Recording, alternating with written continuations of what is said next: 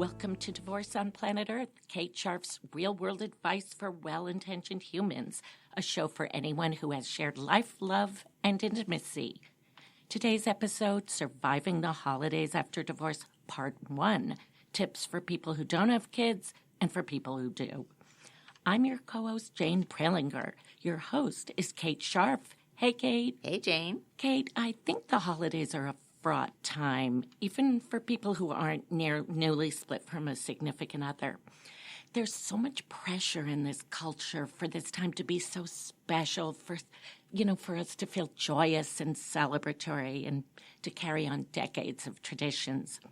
And if you have kids, the pressure is even greater to make the holidays sort of spectacular and magical. And this all takes time, effort, and money, and it's all supposed to come out Facebook perfect. Right? It really is. I mean, nobody ever posted to Facebook, my ex is spending Hanukkah with his family, and I'm having 8 nights of misery. Right? Festival of Lights, Yes.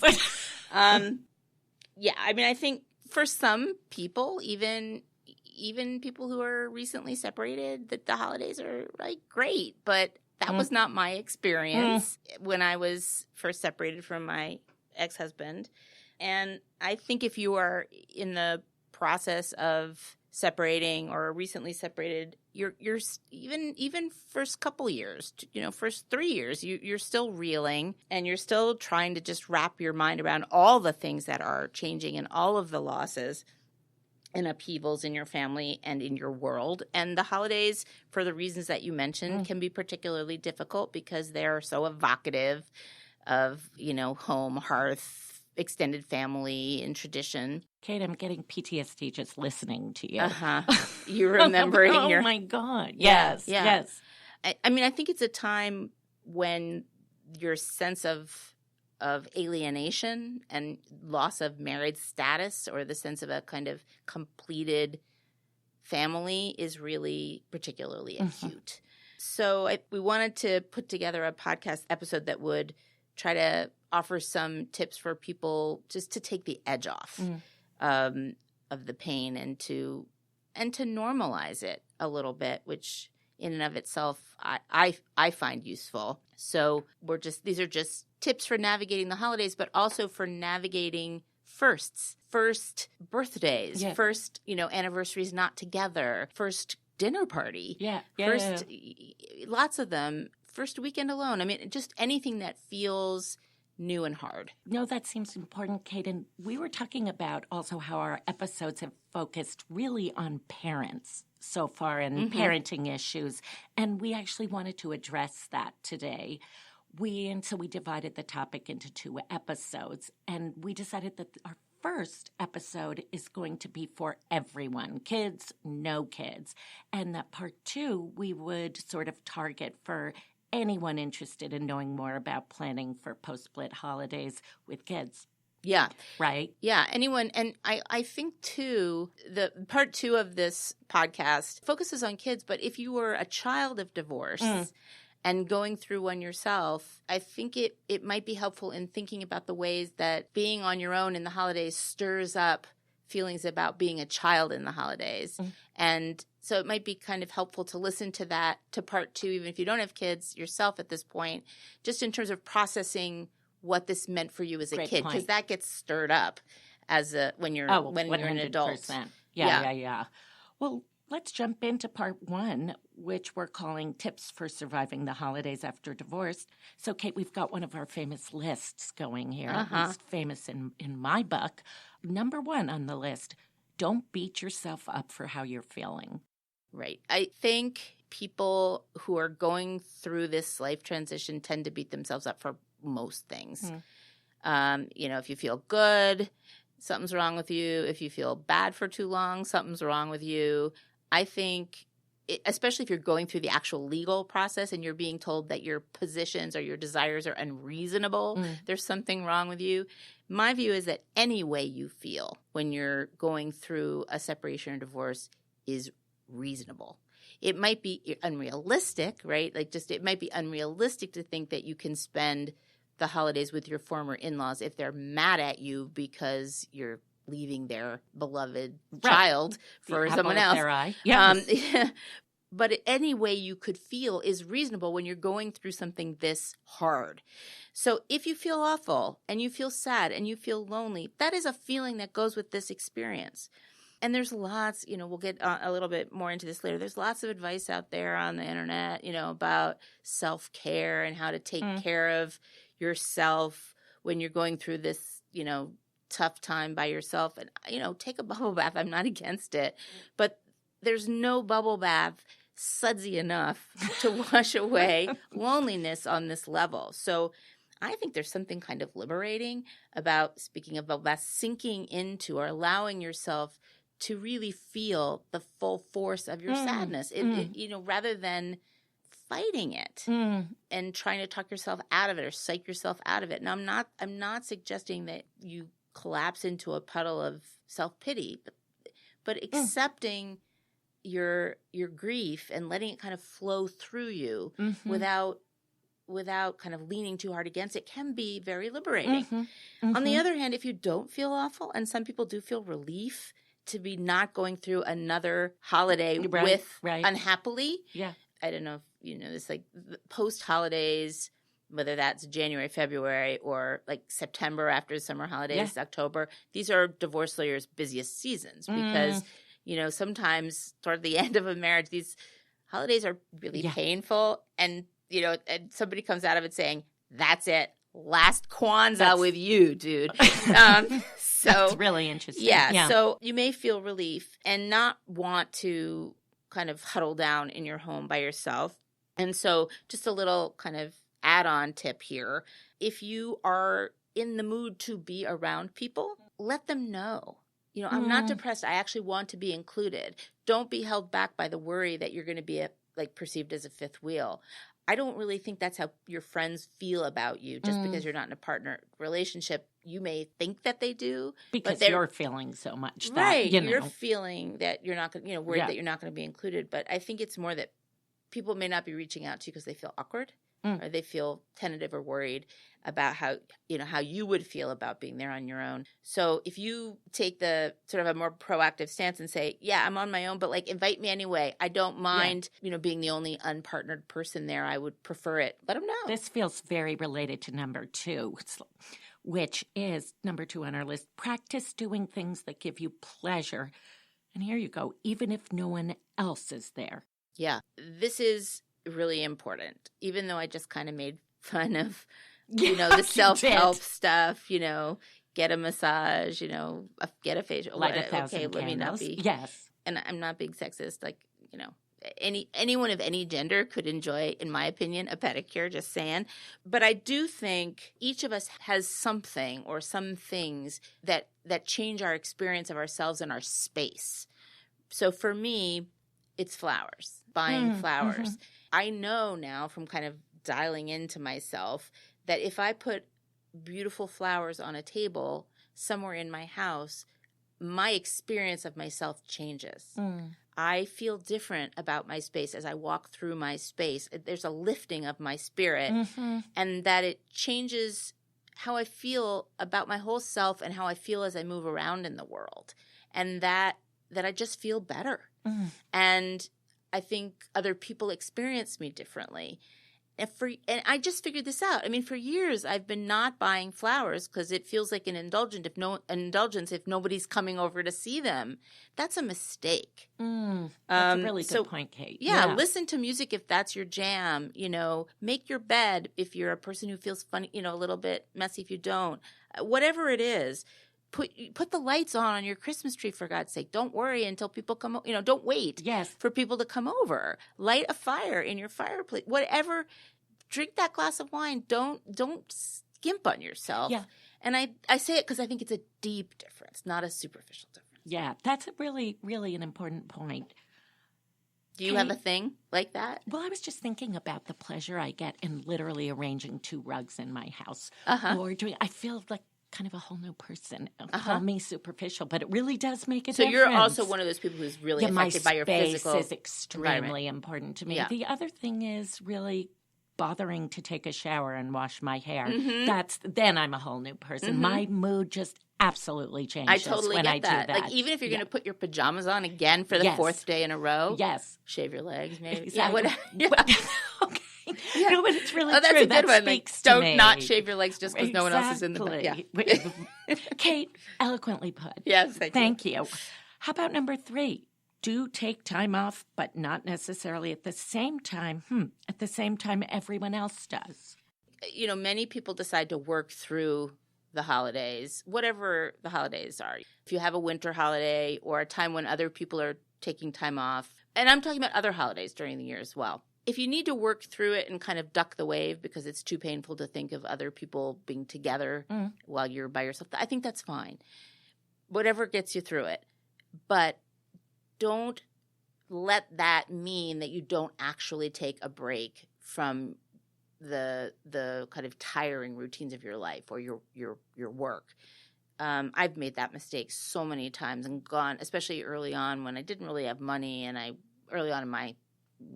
I separated, didn't have money to go anywhere. I do have kids, so if I wasn't with them, I was sad, and I was just sad about being unpartnered. And I just kind of worked. The first year that helped me survive, but like into the second year and the third year, and I realized I'd gone 3 years without a meaningful vacation, and I was really burned out. Yeah. And there's so much emotional burden on you too. Just don't let that fall by the wayside. And I don't mean just don't work while you're home. Like, change your scenery. Yeah. I think it's important, and it gives you perspective on your life. Okay, Kate, on to number 4. Prepare for potentially painful situations with your ex, family, friends. One of the hardest things about getting out of a long-term committed relationship is the way that the people who are you're closest to can often start to treat you differently, or you experience them as treating you differently. It's very common for people who are in anywhere along the continuum of separation to have sort of old romantic feelings stirred up around the holidays, since the holidays are often some of the times we feel closest to the people that we care about. A lot of my patients say to me, they come in with their tail between their legs and they say, "You wouldn't believe what I did last night. I texted my ex at midnight, or I sexted my ex at midnight." Totally. Yep. And they, got rebuffed and they just feel awful, or their ex was with someone else and it's just humiliating. Or sometimes your ex will meet you where you are and you'll have a moment, or you'll have a night, or this isn't unusual.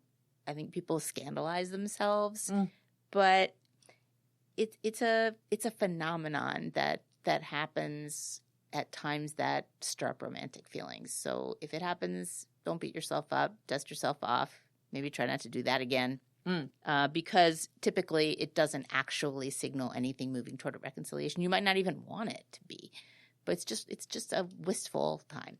Other things that happen that are sort of related around the holidays and regression is if you are spending time with your own family over the holiday and you've been doing that for a number of years with a partner, now you're there without a partner, maybe your siblings are still partnered, and you suddenly feel like you're zooming back in time, definitely. And you're the kid at home now. Yeah. A lot of families sort of treat the unmarried child as not a fully fledged grown-up. Or even the married or partnered child. Absolutely. So if you find that you're a little petulant, a little, a little bit more acting like the younger sister, than you used to, or you find you're needing or wanting more attention from your parents, or you feel criticized by them, maybe you are, everybody's adjusting. It's a part of the transition from being a partnered person in the world to being an unpartnered, at least for now, person in the world. And it's kind of predictable. We all regress a little bit around definitely. We go home and we lose, 50 years. Yeah, yes.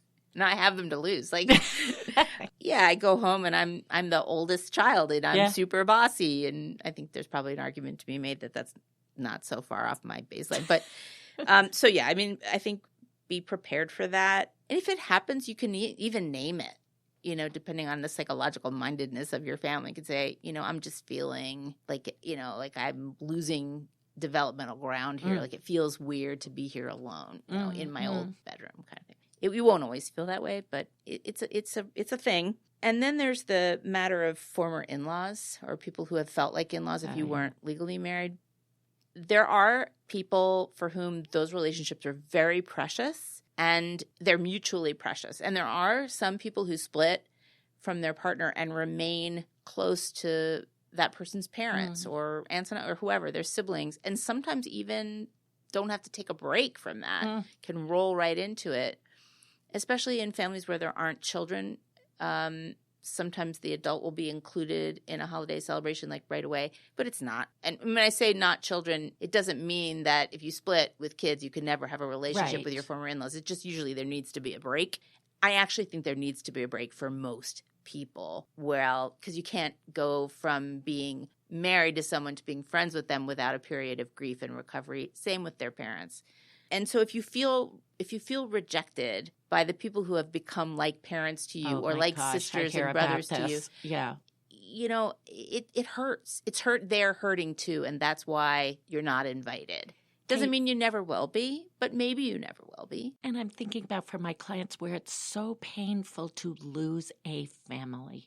I mean, so much of this is about the loss of family, and some of the greatest suffering is forget the spouse or the partner, but their family. Sometimes it was the family you never had. Very often. And I know people who stay together, not until the kids go to college, but until the in-laws die. Yeah, no, that makes because they can't tolerate the loss. They can't. Yes. They don't want to impose it on the in-laws, and they don't want to experience it. I mean, you still experience the loss when they die, but it's not. It's different from losing the sense of a place to go, a place to call home. So, last, friends. We talked a little while ago about the importance of letting people know that you want to be invited. If you want to be invited. But even if you do that and you are invited, you're still not going to be getting from your friends enough support to feel like you're not alone. And it's very common to feel abandoned by friends during a transition out of a long-term relationship because nobody can ever really give you what you've lost. And it's common to feel angry. I think I've mentioned in other episodes that during my divorce I sort of hated everybody because I just couldn't tolerate that they had what I didn't. And I think you may feel a bit bah humbuggy around the holiday season when it comes to people that you feel have what you don't. And Kate, sometimes you actually do lose those friends. Let's not forget in the settlement, the friends are divided up. That's right. They sometimes choose sides. Yeah. And they sometimes withdraw because they don't know how to relate to you because maybe their own marriages aren't so great. Exactly. And because they're worried they're going to catch your bug. But mostly it's because they just don't know what to do. Kate, related, I love this one. Number 5, beware of the desperation date. Yeah. Well. Say more, Kate. Yeah, the desperation date. I mean, you don't have to be, I mean, you could. I think a lot of people do desperation dating before they... Indeed. Before, between. I mean, this is when being alone feels like the worst thing and being with someone that is not your favorite, who maybe isn't... You might not even like them very much.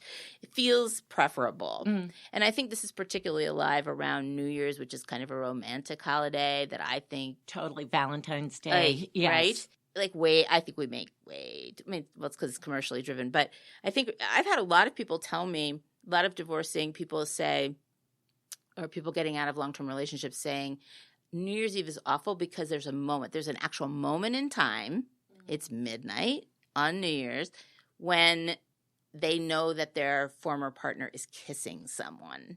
Like, yikes, Kate. Yes. You wouldn't think about that necessarily, but it's like the real-time awareness. Yes. Also the changing of the year and moving into it. So, I mean, I think these are times where we're particularly vulnerable to spending that time with someone that is just a place filler. You're going to do it. You're going to want to take a shower after. Emotionally, just feel bad about yourself that you did it. But and people are going to do it. If you do it and you feel bad about yourself, hey, most of us been there. Yeah. Yes. But maybe don't. Maybe stay home and go to bed at your regular bedtime and wake up and it's a new day.